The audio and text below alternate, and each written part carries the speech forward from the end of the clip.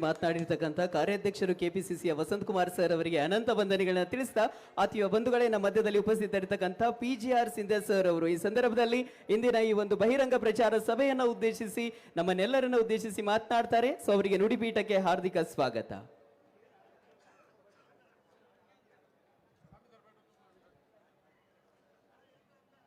ಬೀದರ್ ಲೋಕಸಭಾ ಕ್ಷೇತ್ರದ ಕಾಂಗ್ರೆಸ್ ಪಕ್ಷದ ಎಲ್ಲ ಕಾರ್ಯಕರ್ತ ಬಂಧುಗಳೇ, ಸಹೋದರ ಸಹೋದರಿಯರೇ, ಮಾಧ್ಯಮದ ಎಲ್ಲ ನನ್ನ ಸ್ನೇಹಿತರೆ, ನಾವೆಲ್ಲರೂ ಸಹಿತ ಇವತ್ತು ಕರ್ನಾಟಕದಲ್ಲಿರ್ತಕ್ಕಂಥ ಕಾಂಗ್ರೆಸ್ ಪಕ್ಷಕ್ಕೆ, ಅಧಿಕಾರದಲ್ಲಿರ್ತಕ್ಕಂಥ ಈ ಪಕ್ಷಕ್ಕೆ ಬೆಂಬಲವನ್ನು ಕೊಟ್ಟು ಶ್ರೀಮತಿ ಸೋನಿಯಾ ಗಾಂಧಿಯವರು, ಮಲ್ಲಿಕಾರ್ಜುನ ಖರ್ಗೆ ಅವರು, ರಾಹುಲ್ ಗಾಂಧಿಯವರು, ಸಿದ್ದರಾಮಯ್ಯನವರು, DK ಶಿವಕುಮಾರ್ ಅವರು, ನಮ್ಮ ಮಂತ್ರಿಗಳಾದ ಈಶ್ವರ ಖಂಡ್ರೆ ಅವರು, ಇವರೆಲ್ಲರ ಕೈಗಳನ್ನು ರಾಜಕೀಯ ಶಕ್ತಿಯನ್ನು ಹೆಚ್ಚು ಮಾಡಲಿಕ್ಕೆ ಅಂತೇಳಿ ನಾವು ಸೇರಿದ್ದೇವೆ. ಭೀಮಣ್ಣ ಖಂಡ್ರೆಯವರ ಮನೆತನದ ಬಗ್ಗೆ ಬೀದರ್ ಜಿಲ್ಲೆಯ ಜನಕ್ಕೆ ನಾನು ಹೇಳ್ತಕ್ಕಂಥ ಅವಶ್ಯಕತೆ ಇಲ್ಲ. 5 ದಶಕಗಳ ಕಾಲ ಈ ಭಾಗದ ಪ್ರಗತಿಗೆ, ಕರ್ನಾಟಕದ ಪ್ರಗತಿಗೆ ದುಡಿದಿರತಕ್ಕಂಥ ಒಂದು ಅಂಶ. ನಮಗೆಲ್ಲರಿಗೂ ಬಹಳ ಸಂತೋಷ ಆಗಿದೆ. ಸಾಗರ ಖಂಡ್ರೆಯವರು ಬೆಳೀತಾ ಇರತಕ್ಕಂಥ ಒಬ್ಬ ಯುವಕ ಮುಖಂಡರು. ನೀವು ಅನೇಕ ಮಹಾನ್ ಮುಖಂಡರುಗಳನ್ನು ಇಲ್ಲಿಂದ ಆರಿಸಿ ಕಳಿಸಿದ್ದೀರಾ. ಸಾಗರ ಖಂಡ್ರೆಯವರಿಗೆ ಬಹಳ ದೊಡ್ಡದಾದ ಒಂದು ಭವಿಷ್ಯ ಇದೆ. ಮುಂದಿನ 50 ವರ್ಷಗಳ ಕಾಲ ಬೀದರ್ ಜಿಲ್ಲೆಯನ್ನು, ಕಲ್ಯಾಣ ಕರ್ನಾಟಕವನ್ನು ಕಟ್ಟತಕ್ಕಂಥದ್ರಲ್ಲಿ ಭಾಳ ಸಕ್ರಿಯವಾಗಿ ಭಾಗವಹಿಸ್ತಕ್ಕಂಥ ಅವಕಾಶವನ್ನು ತಾವು ಇವತ್ತು ಒದಗಿಸಿಕೊಡಬೇಕಾಗಿದೆ. ಸ್ವಾತಂತ್ರ್ಯ ಹೋರಾಟದ ಸಂದರ್ಭದಲ್ಲಿ ಈ ಕುಟುಂಬ ಮಾಡಿರ್ತಕ್ಕಂಥ ಕೆಲಸಕ್ಕೆ ನಾವು ಗೌರವವನ್ನು ಕೊಡಬೇಕಾಗಿದೆ.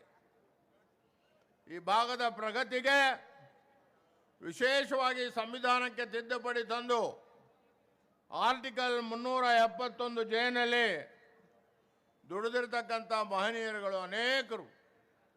ಅದರಲ್ಲಿ ಇವತ್ತು ಕಲ್ಯಾಣ ಕರ್ನಾಟಕ ಅಷ್ಟೇ ಅಲ್ಲ, ಕರ್ನಾಟಕಕ್ಕೆ ಒಂದು ದೊಡ್ಡ ಹೆಮ್ಮೆ ಶ್ರೀಮಾನ್ ಮಲ್ಲಿಕಾರ್ಜುನ ಖರ್ಗೆ ಅವರು ಕಾಂಗ್ರೆಸ್ನ ಇವತ್ತು ಅಧ್ಯಕ್ಷರಾಗಿದ್ದಾರೆ. ಇದು ಬಹಳ ಮುಖ್ಯವಾಗಿರ್ತಕ್ಕಂಥ ಒಂದು ಅಂಶ. ಮಾನ್ಯ ಖರ್ಗೆ ಅವರು ಈ ಒಂದು ಸಂವಿಧಾನದ ತಿದ್ದುಪಡಿಗೆ ಎಷ್ಟೊಂದು ಹೋರಾಟ ಮಾಡಿದ್ರು. ಅವರು ಕೇಂದ್ರದಲ್ಲಿ ಮಂತ್ರಿಗಳಾಗಿದ್ದಂಥ ಮಾಡಿರ್ತಕ್ಕಂಥ ಕೆಲಸಗಳು ಅಪಾರವಾದದ್ದು ಅಂತ ಈ ಜನಸ್ತೋಮಕ್ಕೆ ಗೊತ್ತಿದೆ. ಇದರ ಜೊತೆಗೆ ಮಾನ್ಯ ಧರ್ಮಸಿಂಗ್ ಅವರು, ನೀವೆಲ್ಲರೂ ಬಹಳ ಪ್ರೀತಿಯಿಂದ ಅವ್ರನ್ನ ಈ ಲೋಕಸಭಾ ಕ್ಷೇತ್ರದ ಪ್ರತಿನಿಧಿಯನ್ನಾಗಿ ಮಾಡಿದರು. ಮಾನ್ಯ ಧರ್ಮಸಿಂಗ್ ಅವರು ಹಗಲು ರಾತ್ರಿ ದುಡಿದು ಈ ಪಕ್ಷವನ್ನು ಇಲ್ಲಿ ಕಟ್ಟಿದ್ದಾರೆ. ಲಕ್ಷಾಂತರ ಕಾರ್ಯಕರ್ತರು ಇದಕ್ಕೋಸ್ಕರ ನೀವು ದುಡಿದಿದ್ದೀರ. ಕರ್ನಾಟಕದಲ್ಲಿ ಶ್ರೀಮಾನ್ ಸಿದ್ದರಾಮಯ್ಯನವರು ಮತ್ತು ಶ್ರೀ ಶಿವಕುಮಾರ್ ಅವರ ನೇತೃತ್ವದಲ್ಲಿ ಕಾಂಗ್ರೆಸ್ ಪಕ್ಷದ ಸರ್ಕಾರ ಬರಬೇಕಾದ್ರೆ ತಾವೆಲ್ಲ ತ್ಯಾಗ ಮಾಡಿ ಹಗಲು ರಾತ್ರಿ ದುಡಿದಿದ್ದೀರ. ನನ್ನ ಸನ್ಮಿತ್ರರಾದ ಆಳಂದಿನ ಶಾಸಕರಾದ ಮಾನ್ಯ BR ಪಾಟೀಲ್ರು ಇಲ್ಲಿ ಬಂದಿದ್ದಾರೆ. ಮತ್ತೊಬ್ಬ ಶಾಸಕ ಮಿತ್ರರಾದ ಪ್ರಭು ಪಾಟೀಲ್ರು ಇಲ್ಲಿ ಬಂದಿದ್ದಾರೆ. ರಾಜಶೇಖರ್ ಪಾಟೀಲ್ರು ಮಾಜಿ ಮಂತ್ರಿಗಳಿಲ್ಲಿದ್ದಾರೆ. ನಮ್ಮ ಕಾರ್ಯಾಧ್ಯಕ್ಷರು ಇದ್ದಾರೆ. ನಮ್ಮ ಧರ್ಮಸಿಂಗ್ ಅವರ 2 ಸುಪುತ್ರರು ಇಲ್ಲಿ ಇದ್ದಾರೆ, ಅಜಯ್ ಸಿಂಗ್ ಅವರು ಮತ್ತು ವಿಜಯ್ ಸಿಂಗ್ ಅವರು. ಕೈಲಾಶ್ ಪಾಟೀಲ್ರವರು ಇಡೀ ಕರ್ನಾಟಕದ ಆಡಳಿತವನ್ನು ದೇಶದಲ್ಲಿ ಮಾದರಿಯನ್ನಾಗಿ ಮಾಡಿದಂಥ ಒಬ್ಬ ಮಾಜಿ ಮುಖ್ಯಮಂತ್ರಿಗಳು ಅಂದರೆ ಶ್ರೀಮಾನ್ ವೀರೇಂದ್ರ ಪಾಟೀಲ್ರು ಅನ್ನೋದನ್ನು ನಾವು ಮರೀಲಿಕ್ಕೆ ಸಾಧ್ಯ ಇಲ್ಲ.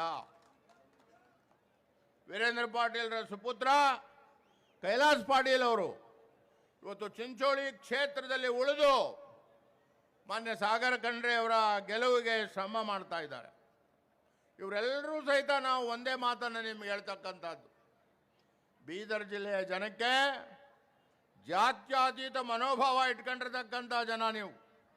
ಇಲ್ಲಿ ಸಿಖ್ರಿದ್ದಾರೆ, ಮುಸ್ಲಿಂ ಜನಾಂಗದವರಿದ್ದಾರೆ, ಮರಾಠರಿದ್ದಾರೆ, ವೀರಶೈವ ಲಿಂಗಾಯತರುಗಳಿದ್ದಾರೆ, ಪರಿಶಿಷ್ಟ ಜಾತಿ ಪರಿಶಿಷ್ಟ ವರ್ಗದವರಿದ್ದಾರೆ, ಹಿಂದುಳಿದ ವರ್ಗದವರಿದ್ದಾರೆ. ಎಲ್ಲ ವರ್ಗದ ಎಲ್ಲ ದೇಶದ ಸಂಸ್ಕೃತಿಗಳ ಸಮ್ಮೇಳನದ ಜಿಲ್ಲೆ ಯಾವುದಾದ್ರೂ ಒಂದು ಭಾರತದಲ್ಲಿ ಇದ್ದರೆ ಅದು ಬೀದರು ಅನ್ನೋದನ್ನು ನಾನು ಒತ್ತಿ ಒತ್ತಿ ಯಾವಾಗೂ ಸಹಿತ ಹೇಳ್ತಾ ಇರ್ತೇನೆ. ಬೀದರ್ ಜಿಲ್ಲೆ ಕೈಗಾರಿಕಾ ಕ್ಷೇತ್ರದಲ್ಲಿ ಬಹಳ ಹಿಂದುಳಿದಿರ್ತಕ್ಕಂಥ ಒಂದು ಜಿಲ್ಲೆ, ಬಹಳ ಹಿಂದುಳಿದಿರ್ತಕ್ಕಂಥ ಜಿಲ್ಲೆ. ಇದರ ಪ್ರಗತಿ ಆಗಬೇಕು. ನಮ್ಮ ರೈತರ ಕೈಗೆ ಅವರು ಬೆಳೆದಂಥ ಬೆಳೆಗಳಿಗೆ ಬೆಲೆ ಸಿಗಬೇಕು. ನಿರುದ್ಯೋಗಿ ಲಕ್ಷಾಂತರ ಯುವಕರು ಇವತ್ತು ಈ ಭಾಗದಿಂದ ಹೈದರಾಬಾದ್ಗೆ, ಪೂನಾಗೆ, ಬೆಂಗಳೂರಿಗೆ ಉದ್ಯೋಗಕ್ಕೋಸ್ಕರ ಹೋಗ್ತಾ ಇದ್ದಾರೆ. ನಮ್ಮ ಮಾತನಾಡಿದಂಥ ಎಲ್ಲ ಮಿತ್ರರು ಒಂದು ಪ್ರಶ್ನೆಯನ್ನು ದೇಶದ ಜನತೆಯ ಮುಂದೆ ಇಟ್ಟಿದ್ದಾರೆ. ನಾನು ಅದನ್ನು ನಿಮಗೆ ತಿಳಿಸ್ಲಿಕ್ಕೆ ಬಯಸ್ತೇನೆ. ಇವತ್ತು ಯಾರು ಅಧಿಕಾರದಲ್ಲಿದ್ದಾರೆ, ಮಾನ್ಯ ಪ್ರಧಾನಮಂತ್ರಿಗಳು ಪ್ರತಿ ವರ್ಷವೂ ಸಹಿತ 2 ಕೋಟಿ ಯುವಕರಿಗೆ ಉದ್ಯೋಗ ಕೊಡ್ತೇನೆ ಅನ್ನೋ ಮಾತನ್ನು ಹೇಳಿದ್ರು. 10 ವರ್ಷದಲ್ಲಿ 20 ಕೋಟಿ ಜನಗಳಿಗೆ ಉದ್ಯೋಗ ಸಿಗಬೇಕಾಗಿತ್ತು. ಉದ್ಯೋಗ ಸಿಗೋದು ಬೇರೆ ಮಾತು, ಆದ್ರೇನು ಪಂಡಿತ್ ಜವಾಹರ್ಲಾಲ್ ನೆಹರು, ಲಾಲ್ ಬಹದ್ದೂರ್ ಶಾಸ್ತ್ರಿಯವರಂತ ರಾಷ್ಟ್ರ ಪ್ರೇಮಿಗಳು ಕಟ್ಟದಂತ ಈ ಭಾರತದಲ್ಲಿ ಅವರು ಕಟ್ಟದಂತ ಎಲ್ಲ ಸರ್ಕಾರಿ ಸ್ವಾಮ್ಯದಲ್ಲಿರ್ತಕ್ಕಂಥ ಸಂಸ್ಥೆಗಳನ್ನು ಮುಚ್ಚಿ ಹಾಕಿದ್ದಾರೆ. ಒಂದಲ್ಲ ಎರಡಲ್ಲ, ಕೋಟ್ಯಾಂತರ ಜನ ಯುವಕರು ಸರ್ಕಾರಿ ಕ್ಷೇತ್ರದಲ್ಲಿ ಉದ್ಯೋಗಗಳನ್ನು ಕಳ್ಕೊಂಡಿದ್ದಾರೆ.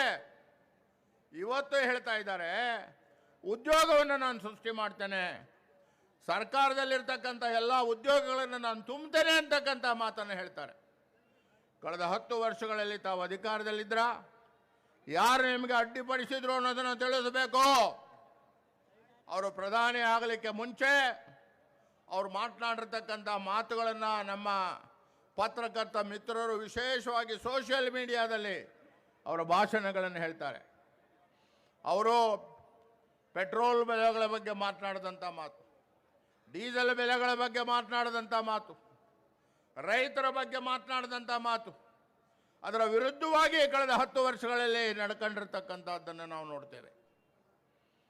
ಅದರಿಂದ ಎಲ್ಲ ಜಾತಿ ಜನಾಂಗ ಧರ್ಮಗಳು ಕೂಡಿರ್ತಕ್ಕಂಥ ಈ ಭಾರತದಲ್ಲಿ ಎಲ್ಲರನ್ನೂ ಕೂಡಿಸಿರ್ತಕ್ಕಂಥ ಸರ್ಕಾರ ನಮಗೆ ಬೇಕು. ಅದನ್ನೇ ಬುದ್ಧ ಹೇಳಿದ್ದು, ಬಸವ ಹೇಳಿದ್ದು, ಬಾಬಾ ಸಾಹೇಬ್ ಅಂಬೇಡ್ಕರ್ ಅವರು ಹೇಳಿದ್ದು, ಶಾಹು ಮಹಾರಾಜರು ಹೇಳಿದ್ದು ಅನ್ನೋದನ್ನು ನಾವೆಲ್ಲರೂ ಸಹಿತ ಹೆಮ್ಮೆಯಿಂದ ತಿಳ್ಕೋಬೇಕಾಗಿದೆ. ಭಾರತವನ್ನ ಒಂದು ರಾಜಕೀಯ ಪಕ್ಷ ಕಟ್ಟಿಲ್ಲ, ಭಾರತವನ್ನ ಒಬ್ಬ ವ್ಯಕ್ತಿ ಕಟ್ಟಿಲ್ಲ. ಭಾರತಕ್ಕೆ ಸಾವಿರಾರು ವರ್ಷಗಳ ಇತಿಹಾಸ ಇದೆ. ಬಹು ಸಂಸ್ಕೃತಿ ಇರತಕ್ಕಂಥ ದೇಶ ಇದು. ಮುಸಲ್ಮಾನರನ್ನ ನಾವು ಸಹೋದರರು ಅಂತ ಹೇಳಿ ಅಪ್ಪಿದ್ದೇವೆ. ಹಿಂದುಳಿದ ವರ್ಗದವನ್ನ ನಮ್ಮವರು ಅಂತಕ್ಕಂಥ ದೃಷ್ಟಿಯಿಂದ ನಾವು ನೋಡಿದ್ದೇವೆ. ಇವತ್ತೇನಾದರೂ ಹಿಂದುಳಿದ ವರ್ಗದವರಿಗೆ ಅವಕಾಶ ಸಿಕ್ಕಿದ್ರೆ ಅದು ಕಾಂಗ್ರೆಸ್ ಪಕ್ಷದಲ್ಲಿ ಮಾತ್ರ ಅನ್ನೋದನ್ನು ತಿಳ್ಕೋಬೇಕಾಗಿದೆ. ದೇವರಾಜ ಅರಸು ಅವರಿಂದ ಹಿಡಿದು, ವೀರಪ್ಪ ಮೊಯ್ಲಿಯವರಿಂದ ಹಿಡಿದು, ಬಂಗಾರಪ್ಪನವರಿಂದ ಹಿಡಿದು ಎಲ್ಲ ಹಿಂದುಳಿದ ವರ್ಗದವರಿಗೆ ಅವಕಾಶ ಸಿಕ್ಕಿರೋದೇ ಕಾಂಗ್ರೆಸ್ನ ಕಾಲದಲ್ಲಿ ಅನ್ನೋದನ್ನು ನಾವು ತಿಳಿದಿಟ್ಕೋಬೇಕು. ಇವತ್ತು ನಾನು ಸಮಸ್ತ ಬಂಧುಗಳಲ್ಲಿ ಇಷ್ಟೇ ವಿನಂತಿಯನ್ನು ಮಾಡಿಕೊಳ್ತೇನೆ. ಜಾತಿಯ ಹೆಸರಿನಲ್ಲಿ ದೇಶವನ್ನು ಕಟ್ಟಲಿಕ್ಕೆ ಆಗೋದಿಲ್ಲ. ಯಾವುದೇ ಒಂದು ಜಾತಿಯಿಂದ ಗೆಲ್ಲಲಿಕ್ಕೆ ಆಗೋದಿಲ್ಲ. ಒಳಗೊಂದು ಹೊರಗೊಂದು ಮಾತನಾಡ್ತಕ್ಕಂಥವರು ಬಹಳ ಜನ ಇದ್ದಾರೆ. ಈಗ ತಾನೇ ಪವಿತ್ರವಾದ ರಂಜಾನ್ ಹಬ್ಬವನ್ನು ತಾವೆಲ್ಲ ಆಚರಣೆ ಮಾಡಿದ್ದಾರೆ ಮುಸಲ್ಮಾನ್ ಬಂಧುಗಳು. 10 ವರ್ಷಗಳ ಹಿಂದೆ ರಂಜಾನಿನ ಊಟಕ್ಕೆ ಕರೆದಾಗ ಮುಸಲ್ಮಾನ್ ಬಂಧುಗಳು ಪ್ರಧಾನಮಂತ್ರಿಗಳಿಗೆ ನಮ್ಮ ಟೋಪಿಯನ್ನು ಹಾಕೊಳ್ಳಿ ಅಂತ ಕೊಟ್ಟಾಗ ಬಹಳ ನಯವಾಗಿ ತಿರಸ್ಕರಿಸಿದ್ರು ಅನ್ನೋದನ್ನು ನಮ್ಮ ಮುಸಲ್ಮಾನ್ ಬಂಧುಗಳ ಹೃದಯದಲ್ಲಿ ಎಂದೆಂದಿಗೂ ಸಹಿತ ಉಳಿತದೆ ಅನ್ನೋದನ್ನು ನಾವು ತಿಳ್ಕೋಬೇಕಾಗಿದೆ. ಬಹು ಸಂಸ್ಕೃತಿ ಇರ್ತಕ್ಕಂಥ ದೇಶ ಇದು. ಬುದ್ಧ ಏನು ಹೇಳಿದ್ರು, ಬಸವಣ್ಣ ಏನು ಹೇಳಿದ್ರು, ಅಂಬೇಡ್ಕರ್ ಅವರು ಏನು ಹೇಳಿದ್ರು, ಶಿವಾಜಿ ವಂಶಸ್ಥರು ಶಾಹು ಮಹಾರಾಜರು ದೇಶದಲ್ಲಿ ಮೊದಲನೇ ಬಾರಿಗೆ ಮಹಾರಾಜರುಗಳ ಪೈಕಿ ಹಿಂದುಳಿದ ವರ್ಗದವರಿಗೆ, ಹೆಣ್ಣು ಮಕ್ಕಳಿಗೆ, ಬಡವರಿಗೆ ಮೀಸಲಾತಿಯನ್ನು ತಂದಂಥ ಪುಣ್ಯಾತ್ಮ ಶಾಹು ಮಹಾರಾಜರು ಅಂತ ತಿಳ್ಕೋಬೇಕು. ಅದಾದ ನಂತರ ಅದಕ್ಕೋಸ್ಕರವೇ ಶ್ರೀಮತಿ ಇಂದಿರಾ ಗಾಂಧಿಯವರು ಶಾಹು ಮಹಾರಾಜರನ್ನ ಒಬ್ಬ ಮಹಾನ್ ಪುರುಷ ಅಂತಕ್ಕಂಥ ಮಾತನ್ನು ಹೇಳಿದ್ರು. ನಮ್ಮ ಮರಾಠ ಬಂಧುಗಳು ಇದನ್ನು ತಿಳ್ಕೋಬೇಕು, ಇದನ್ನು ತಿಳ್ಕೋಬೇಕು. ನಾವು ದೇಶಕ್ಕೋಸ್ಕರ ಸರ್ವತ್ಯಾಗವನ್ನು ಮಾಡಲಿಕ್ಕೆ, ಬಲಿದಾನ ಮಾಡಲಿಕ್ಕೆ ತಯಾರಿರ್ತಕ್ಕಂಥವು. ಶಿವಾಜಿ ಮಹಾರಾಜರು ಕೇವಲ ಮರಾಠರಿಗೆ ಸಾಮ್ರಾಜ್ಯವನ್ನು ಕಟ್ಟಲಿಲ್ಲ, ಹಿಂದವೇ ಸ್ವರಾಜ್ಯದ ಸ್ವಾಭಾವಿಕವಾದ ದೇಶವನ್ನು ಅವರು ಕಟ್ಟಿದ್ದು ಎಲ್ಲ ವರ್ಗದ ಜನಗಳಿಗೆ. ಅವನನ್ನು ನಾವು ಜಾಂತ ರಾಜ ಅಂತ ಹೇಳಿ ಕರಿತೇವೆ. ಇಲ್ಲಿ ಯಾರೋ ಬಂದು ರಾಜಕೀಯಕ್ಕೋಸ್ಕರ ಶಿವಾಜಿಯವ್ರನ್ನ ಉಪಯೋಗಿಸ್ಕೊಳ್ಳೋದು, ರಾಜಕೀಯಕ್ಕೋಸ್ಕರ ಬಾಬಾ ಸಾಹೇಬ್ ಅಂಬೇಡ್ಕರ್ ಅವರನ್ನು ನೆನೆಸ್ಕೊಳ್ಳೋದು, ಇವೆಲ್ಲವೂ ಸಹಿತ ಬೂಟಾಟಿಕೆ ಅನ್ನೋದನ್ನು ತಾವು ತಿಳ್ಕೋಬೇಕು. ಹೀಗಾಗಿ ಇವತ್ತು ಕಾಂಗ್ರೆಸ್ ಪಕ್ಷ ದೇಶದಲ್ಲಿ ಎಲ್ಲ ವರ್ಗದ, ಎಲ್ಲ ಧರ್ಮದ ಜನಗಳಿಗೆ ಅವಕಾಶ ಮಾಡಿಕೊಟ್ಟಿದೆ ಅನ್ನೋದನ್ನು ತಾವು ತಿಳ್ಕೋಬೇಕು. ಯಾವ ಲೋಹಿಯಾರ್ ಅವರು ಹೇಳಿದಂಥ ಸಮಾಜವಾದಿ ತತ್ವವನ್ನು, ಸಮಾನತೆಯನ್ನು, ಎಲ್ಲರ ಮಕ್ಕಳಿಗೂ ಉದ್ಯೋಗ ಸಿಗಬೇಕು, ಎಲ್ರಿಗೂ ತಿಂದು ಉಣ್ಲಿಕ್ಕೆ, ವಾಸ ಮಾಡಲಿಕ್ಕೆ ಯೋಗ್ಯವಾದ ಒಂದು ಮನೆ ಇರಬೇಕು, ಎಲ್ರಿಗೂ ಸಹಿತ ಒಂದು ಹಿಡಿ ಅನ್ನ ಬೇಕು. ಇದೆಲ್ಲ ಯೋಚನೆ ಮಾಡಿ ಸಿದ್ದರಾಮಯ್ಯನವರು 5 ಭರವಸೆಗಳನ್ನು ಕಾಂಗ್ರೆಸ್ ಪಕ್ಷದವ್ರು ಕೊಟ್ಟಿದ್ವಿ. ಅದನ್ನೆಲ್ಲ ನಾವು ಈಡೇರಿಸಿ ನಿಮ್ಮ ಮುಂದೆ ಬಂದಿದ್ದೇವೆ. ನಾವ್ಯಾವುದೋ ಮಾತುಗಳನ್ನು ಹೇಳಿ ಭರವಸೆಗಳ ಆಧಾರದ ಮೇಲೆ ಓಟ್ ಕೊಡಿ ಅಂತ ಕೇಳಕ್ಕೆ ಬಂದಿಲ್ಲ. ಈಗ ಈ ಕರ್ನಾಟಕ ಕಾಂಗ್ರೆಸ್ ಪಕ್ಷ ಕೊಟ್ಟಂಥ 5 ಅಂಶಗಳ ಕಾರ್ಯಕ್ರಮ ದೇಶದಲ್ಲಿ ಎಲ್ಲ ಸರ್ಕಾರಗಳು ಅನುಕರಣೆ ಮಾಡಲಿಕ್ಕೆ ಪ್ರಾರಂಭ ಆಗಿವೆ. ನಾವು ಒಂದು ಹೆಜ್ಜೆ ಮುಂದೆ ಹೋಗಿದ್ದೇವೆ.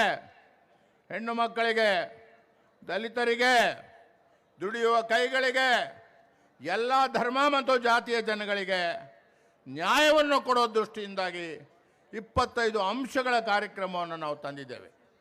ನಾನಿಷ್ಟೇ ಮನವಿ ಮಾಡ್ಕೊಳ್ತಕ್ಕಂಥದ್ದು, ಇವತ್ತು ಎಲ್ಲ ವರ್ಗದ ಜನರು ಸಹಿತ ಖಂಡ್ರೆಯವರ ಮನತನದ ವಿಷಯವನ್ನು ತಿಳ್ಕೋಬೇಕು. ನನಗೆ ಭಾಳ ಸಂತೋಷ ಆಗಿದೆ. ಮಾನ್ಯ ರಾಜಶೇಖರ್ ಪಾಟೀಲ್ರವರು ನನ್ನ ಸನ್ಮಿತರು.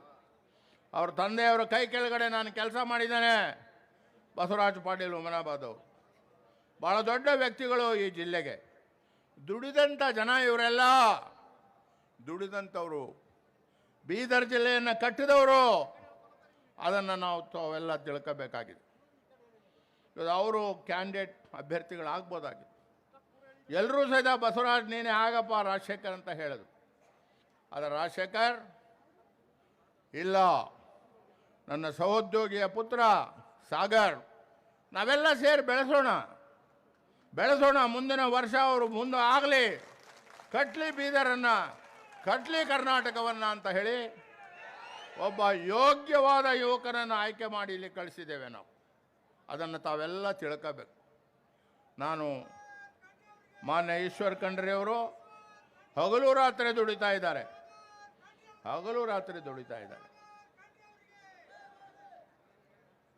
ಅದನ್ನೇ ನಾವೆಲ್ಲ ಹೇಳ್ತಾ ಇದ್ದೀವಪ್ಪ, ಜೋರಾಗಿ ಹೇಳು. ಭಾಳ ಜನ ಮಹಿಳಾ ಮುಖಂಡರುಗಳು ಬಂದಿದ್ದಾರೆ. ಎಲ್ಲರ ಹೆಸರುಗಳನ್ನು ನಾನು ಹೇಳಲಿಕ್ಕೆ ಆಗೋದಿಲ್ಲ, ಸಮಯದ ಅಭಾವ. ಪ್ರತಿಯೊಬ್ಬರು ಇಲ್ಲಿ ಕುಳಿತಿರ್ತಕ್ಕಂಥ ಮುಖಂಡರುಗಳು ಭಾಳ ದೊಡ್ಡ ನಮ್ಮ ಬೆಳವಣಿಗೆಯವರು ಕೂತಿದ್ದಾರೆ, ಮಾಜಿ ಮಂತ್ರಿಗಳು. ಇವರೆಲ್ಲರಿಗೂ ಸಹಿತ ಒಂದೊಂದು ಹಿನ್ನೆಲೆ ಇರ್ತಕ್ಕಂಥ ಮುಖಂಡರುಗಳು. ನಮಗೆಲ್ಲ ಕಾಂಗ್ರೆಸ್ ಪಕ್ಷ ಒಂದು ಕೊಡೆ ಇದ್ದ ಹಾಗೆ. ಈ ಕಾಂಗ್ರೆಸ್ ಪಕ್ಷದಲ್ಲಿ ಎಲ್ರಿಗೂ ಸಹಿತ ನೆರಳಿರ್ತದೆ. ನಿನ್ನ ಕಬ್ಬಲಿಗಾಗಿರು, ಮರಾಠ ಆಗಿರು, ಶೆಡ್ಯೂಲ್ ಕಾಸ್ಟ್ ಆಗಿರು, ಮುಸ್ಲಿಂ ಆಗಿರು, ಕ್ರಿಸ್ತನಾಗಿರು, ಯಾವುದೇ ಜಾತಿ ಧರ್ಮದವರಾಗಿರೋ, ಬಸವಣ್ಣನ ನಿಜವಾದ ತತ್ವಗಳನ್ನು ಅಳವಡಿಕೆ ಮಾಡ್ತಕ್ಕಂಥ ಒಂದು ಪಕ್ಷ ಇದ್ದರೆ ಅದು ಕಾಂಗ್ರೆಸ್ ಪಕ್ಷ ಅನ್ನೋದನ್ನು ತಾವೆಲ್ಲ ತಿಳ್ಕೋಬೇಕಾಗಿದೆ. ಹೀಗಾಗಿ ಸಾಕಷ್ಟು ಸಮಯ ಆಗಿದೆ. ನಾನು 2-3 ದಿನಗಳ ಕಾಲ ನಮ್ಮ ಮೊದಲನೇ ಹಂತದ ಚುನಾವಣೆ ನಡೀತಾ ಇದೆ ಆ ಭಾಗದಲ್ಲಿ. ನಮ್ಮ ಅಧ್ಯಕ್ಷರಾಗಿರ್ತಕ್ಕಂಥ ಡಿ ಕೆ ಶಿವಕುಮಾರ್ರವರ ಸಹೋದರ ಡಿ ಕೆ ಸುರೇಶ್ ಅವರೊಬ್ಬ ಸಮರ್ಥವಾಗಿರ್ತಕ್ಕಂಥ ವ್ಯಕ್ತಿ, ಭಾಳ ದುಡಿದಿರ್ತಕ್ಕಂಥ ಪುಣ್ಯಾತ್ಮ. ಅವ್ರನ್ನ ನಮ್ಮ ಕ್ಷೇತ್ರದಿಂದ ಅಭ್ಯರ್ಥಿಯನ್ನಾಗಿ ಮಾಡಿದ್ದೇವೆ. ಅವ್ರ ಪ್ರಚಾರಕ್ಕೆ ನಾನು ಹೋಗಬೇಕಾಗಿದೆ. ಅದು ಮುಗಿಸ್ಕೊಂಡು ನಾನು ನೇರವಾಗಿ ಇಲ್ಲಿಗೆ ಬರ್ತೇನೆ. ಬಸವ ಕಲ್ಯಾಣದಲ್ಲಿ ವಿಶೇಷವಾಗಿ ವಿಜಯ್ ಸಿಂಗ್ ಇಲ್ಲೆಲ್ಲ ಇರಬೇಕು. ನಾವು ಸೇರಿ ಬಸವ ಕಲ್ಯಾಣದ ಎಲ್ಲ ಹಳ್ಳಿಗಳಿಗೂ ಬರ್ತೇವೆ. ಔರಾದಕ್ಕೆ ಬರ್ತೇವೆ, ಚಿಂಚೋಳಿಗೆ ಬರ್ತೇವೆ, ಆಳಂದಕ್ಕೆ ಬರ್ತೇವೆ, ಬೀದರ್ಗೆ ಬರ್ತೇವೆ. ನಾವೆಲ್ಲ ಕೂಡು ಬರ್ತೇವೆ. ನಮಗೆ ಆಶೀರ್ವಾದ ಮಾಡಿ ಈ ಯುವಕನಿಗೆ ಮತ್ತೊಂದು ಸಣ್ಣ ಅವಕಾಶವನ್ನು ತಾವು ಒದಗಿಸ್ಕೊಡಿ.